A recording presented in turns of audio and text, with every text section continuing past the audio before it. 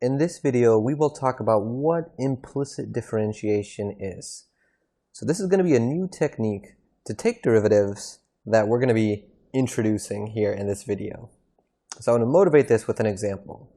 So suppose x squared plus y squared equals 25. And in part A, I want to find the slope of the tangent line to this curve at the point 4, 3. Okay. So when it talks about finding the slope of a tangent line, using my notation, this wants me to find dy dx, but find dy dx at the point 4, 3. So that's our goal. Well, this graph is something that we might recognize from algebra. So x squared plus y squared equals 25. This is actually a circle. This is a circle. It's a circle. The center is the origin, and the 25 is the radius squared. So that means r is the square root of 25, which is just 5. So I'm going to graph this. Let's graph this circle. So I'll draw some axes. So I have my y-axis and my x-axis. Let me make that y a little bit better. So the y-axis, and now I'm going to draw in a circle. Okay, so we have the circle and the intercepts. So we go 5 in the x direction this way, -5 this way. The y direction as well, 5 up here, 5 down here, because we know the radius is 5. So based off of that, the point 4, 3, so first off, it might be a good idea to check that that's even a point on the circle.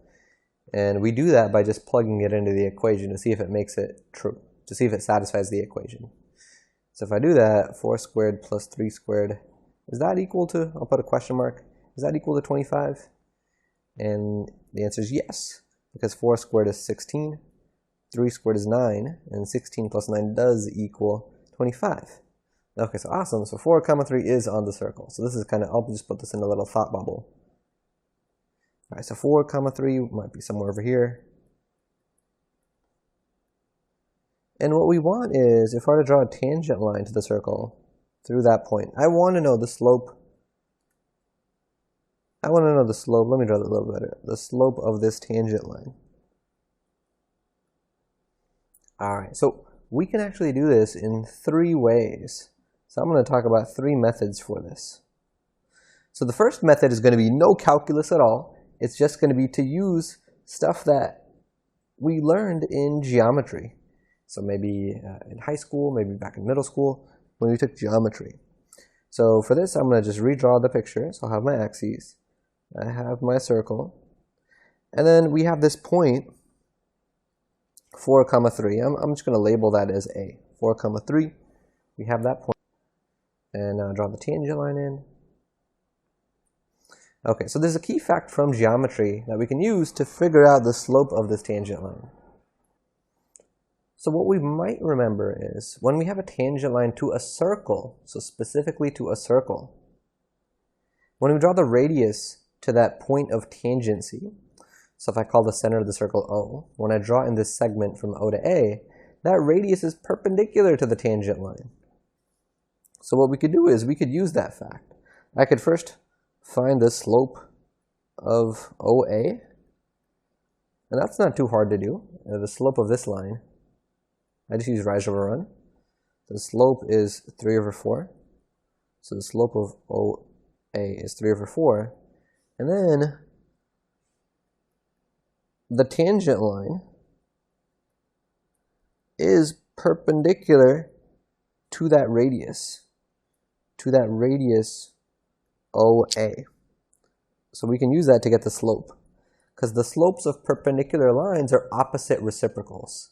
So the opposite reciprocal of 3/4 would be -4/3.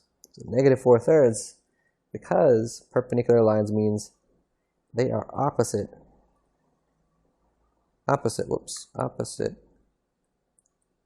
reciprocal slopes. Okay, so I do have my answer. That is going to be the slope of my tangent line. Just as a reality check, I'm getting a negative value.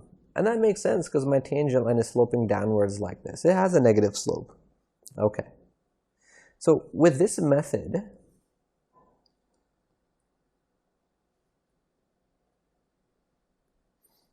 it's specific. This method is specific to circles.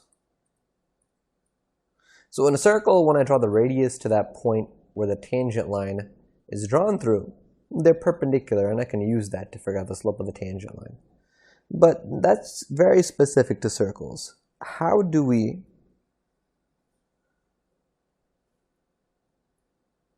do this with calculus and derivatives? Because that's how we've been finding slopes of tangent lines in our class. We haven't just been doing it for circles, we've been doing it for arbitrary shapes. So is there another way we can do this that involves some calculus? So there's two other ways I'm going to talk about. So method 2 is, if I think about our equation, x squared plus y squared equals 25, one of the ways this equation looks different from equations that we've seen before that we've taken derivatives of is the y is not isolated. It's not by itself. So we could try isolating y.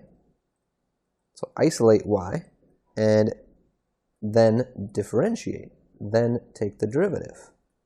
So what about if we isolate y and then differentiate? So if I move x squared over, we get y squared equals 25 minus x squared. And now to get rid of the squared, I need to square root this, square root both sides, and I get y on the left. I get root 25 minus x squared on the right. But remember, anytime I square root both sides of an equation, I have to remember to put a plus or minus. Okay, so that's a little weird. We haven't really seen plus and minuses in derivative problems and things that we needed to take derivatives of. So what this means for our purposes is there's sort of two cases that we have to think about here.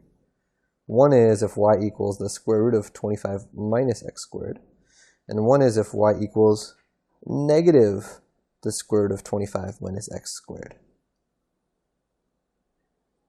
Okay, these two equations with a positive in front of the square root and a negative in front of the square root, they describe different parts of the circle. So if you have just a positive sign in front of the square root, that's going to mean that y is always greater than or equal to 0. Because when you square root 25 minus x squared, whatever that is, when you square root it, you're never going to get a negative number out of a square root. Okay, so y is always greater than or equal to 0. So it's also true, by the way, that you can never plug a negative number into a square root. You can't have a negative inside, but you also can't get a negative out. Okay, so because y is greater than or equal to 0, this is only going to be the part of the circle that is above the x-axis. So here's 5, and here's negative 5, and here's positive 5. So on the flip side, when we put a negative in front of the root, it's the lower semicircle. So here's 5, and here's negative 5, and here's positive 5. So the point that we cared about is only on this upper semicircle. So 4, 3 is on this one. So we would want to use this. So if we wanted to do that now, we could. We could work with the equation y equals square root of 25 minus x squared. I could take the derivative of this using some chain rule, and I could get my answer. But I mostly just wanted to describe this method and talk about how we'd set it up. So one important thing that I want to point out about this. So when we are able to write a formula for y and get y isolated in terms of the other variable, this is called an explicit formula. An explicit formula for y. Or in other words, I am able to write y explicitly in terms of x. That just means I have y isolated, and once it's isolated, I only have the other variable, whatever it is, in this case it's x, on the other side. So there are a couple important drawbacks to the second method that I want to mention before I introduce the third method. Okay, so there are two main drawbacks to this method that we just did. So the first is it can be tedious, because there are two things that we have to do. We have to go through the process of isolating the y, and in general that could be tedious, although in the last example it wasn't too bad. And the second issue, and this is the bigger one, is we can't always isolate y, even if we wanted to. So some equations are complex enough where it's just impossible to isolate the y. And that's where the third method is going to come into play. So the third method is now called implicit differentiation. So implicit differentiation. So that distinguishes it from when we are able to write y explicitly in terms of the other variable. Okay, so the idea behind implicit differentiation is, in our equation, let's think of y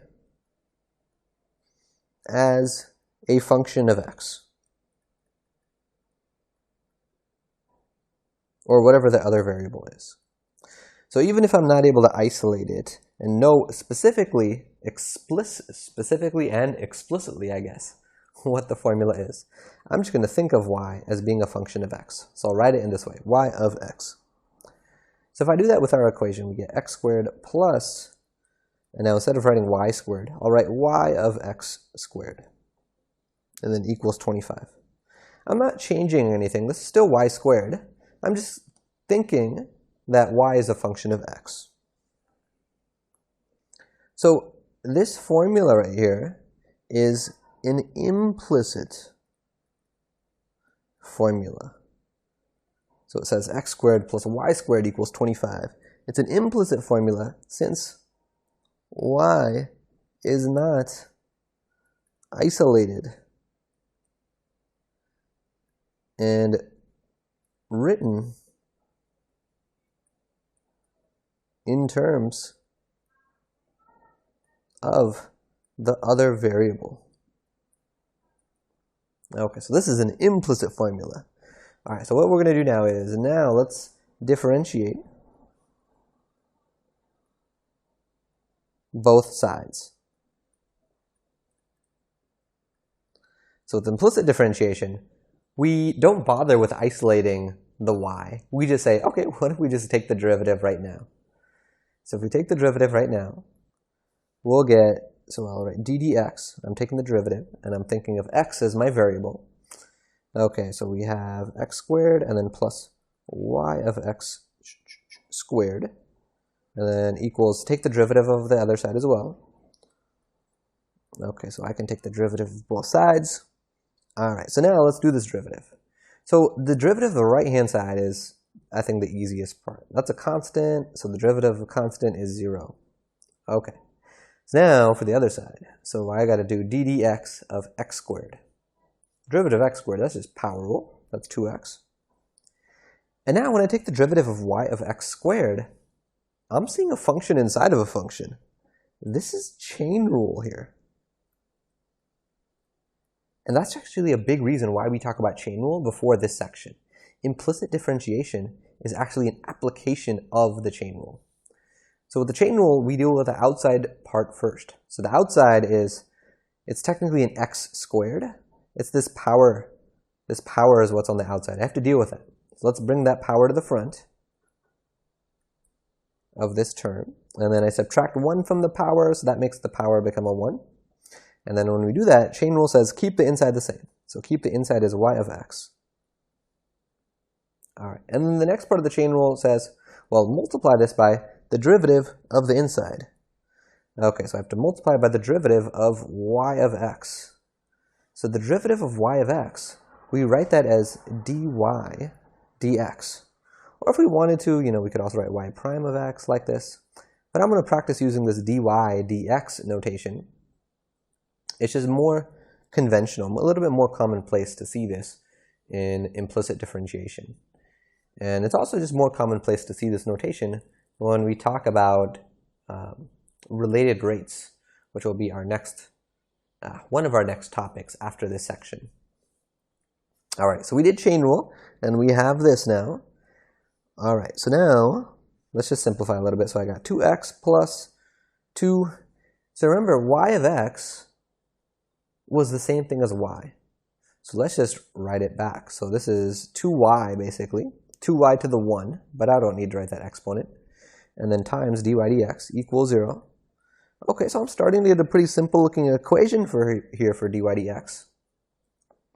All right, so now let's plug in our point, because that's usually what we do in derivative problems when we want the slope of the tangent line. We take the derivative first, and then we plug in the point. So let's plug in the point, which was 4, 3. And if we do that, we get 2 times the x value, which was 4, plus 2 times the y value, which was 3, times dy dx equals 0. So now we could simplify this. If we simplify this, we get 8 plus 6 dy dx equals 0. And if I isolate the dy dx, we get dy dx equals negative 8 over 6. If I move the 8 over and then divide by 6. And then if I simplify this, this is negative 4/3. And that's my derivative, meaning that's the slope of my tangent line. And that's the same thing that we got using geometry. So using geometry, we had also gotten the slope was negative 4/3. So that's good. It's good that with the calculus, we're getting the same thing that we were getting with the geometry. All right, so that is implicit differentiation. Now, let's do part B of this example. Let's find dy dx. So now, I just want a general formula for dy dx. Well, we had this equation in the last part with the dy dx in it. And instead of plugging in our specific point right now, let's just isolate dy dx. So let me recopy this.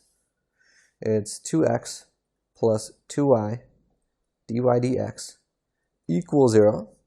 And now if we isolate for the dy dx, we'll end up getting 2y dy dx equals negative 2x. And then if we divide by 2y, we get dy dx equals, the 2's will cancel, and we're left with negative x over y. And that's our formula for dy dx here. Dy dx is negative x over y. So one important thing that I want to note is we will usually have both variables in the derivative when differentiating implicitly. And I think that kind of makes sense because back in the original equation, we had x's and y's, and we hadn't isolated either one of them. So I think it makes sense because nothing was isolated there in the beginning, that after we take the derivative, we'll still have all of the variables. We'll still have all the variables appearing in our answer here. Okay, so that won't always be the case. Sometimes it might happen where we just end up with one of the variables here, but usually we'll have both. All right, so let's do part C of this example. What if we wanted to find dy dx at the point 4, 4? So I have this formula for dy dx. It might be tempting to say, wait, can I just plug in 4 for the x and then 4 for the y, and then wouldn't that be my answer? So there's something I need to be careful of. When we do implicit differentiation, and when it asks us to find the derivative at a certain point, we need to be careful about whether this point is on our curve. So 4, 4. Remember, our curve here is, let me put it in gray, x squared plus y squared equals 25. So is 4, 4 going to be on that curve? I can find out by plugging it in and seeing if it satisfies that equation. So it is, it turns out it is not on the circle. X squared plus y squared equals 25, since when we plug it in, I'll plug in 4 for x and I get 4 squared. I plug in 4 for y and I get plus 4 squared. And does that equal 25? Well, the left-hand side is 16 plus 16, which is, that's 32. And 32, whoops, sorry, not 0. 32 is not equal to 25. So 4, 4 is not a point on the circle because when we plug it in, it didn't satisfy the circle equation. So because of that, this derivative is undefined. If the point that the question asks us about is not even on the curve, it doesn't make sense to talk about the derivative at that point. So we'd say it's undefined. All right, so one final part to this example. Let's end this by finding the points on the circle where the tangent line is vertical. And I want to practice doing this with my derivative rather than just using the geometry. Because using the geometry, it's actually pretty easy and quick. So if I want to find the points on the circle where the tangent line is vertical, let's have you try this first. So pause the video for about 1 to 2 minutes to try this question on your own first. So 4, 3, 2, 1, pause that video. Pause it for 1 to 2 minutes to try part D.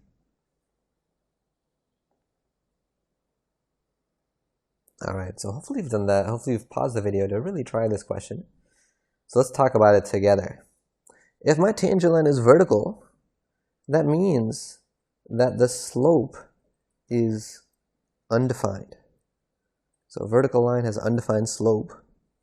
So if we think about our derivative here, our derivative dy dx was equal to negative x over y. So this derivative represents the slope of the tangent line. So when I have a fraction, the way a fraction could be undefined is if the denominator of this thing, the denominator of my derivative, equals 0. That's the only way that this fraction right here could be undefined. Okay, so let's set that denominator, which is y, equal to 0 to figure out where this happens. So I know the y coordinate of my point is 0. To get the x coordinate, I could plug it back into the original equation. So I get x squared plus something squared equals 25. So let's plug in 0 for the y. So I'll get 0 squared plugged in. And if we square root both sides now, we'll get x equals plus or minus 5. All right, so if we draw a picture of this, okay, so I'm kind of running out of room here a little bit. So I'll make a smaller picture. If I draw a picture and I have my circle here. So remember, we said that this x-intercept is at 5 here, and this one's here at negative 5. And it makes sense just conceptually that if I were to take a point at 5 and draw the tangent line, it looks like the tangent line is vertical there. And same thing at negative 5. It looks like the tangent line is vertical there as well. All right, so let's end by writing down our points. So remember, a point isn't just an x value, like positive and negative 5. It's an x and a y. So one of the points is 5, 0. So this point right here is 5, 0. The other point is negative 5, 0. So this one is negative 5, 0. And that is our answer. All right, so in terms of our goals, we have introduced this new technique for taking a derivative, implicit differentiation. And we've talked a bit about when do we use it? Well, we use it when we have an equation that's defined implicitly, as this one was. So this equation was x squared plus y squared equals 25. Let me just go back to where it was written originally. X squared plus y squared equals 25. That was written implicitly because we didn't have y isolated in terms of x as we're used to. Another tip-off when we see an equation like this that we want to use implicit differentiation is sometimes we'll see situations where we actually can't isolate the y at all, even if we wanted to. Even if we wanted to do it the other way, it's just impossible to isolate the y. In the next video, we will do another example where that happens.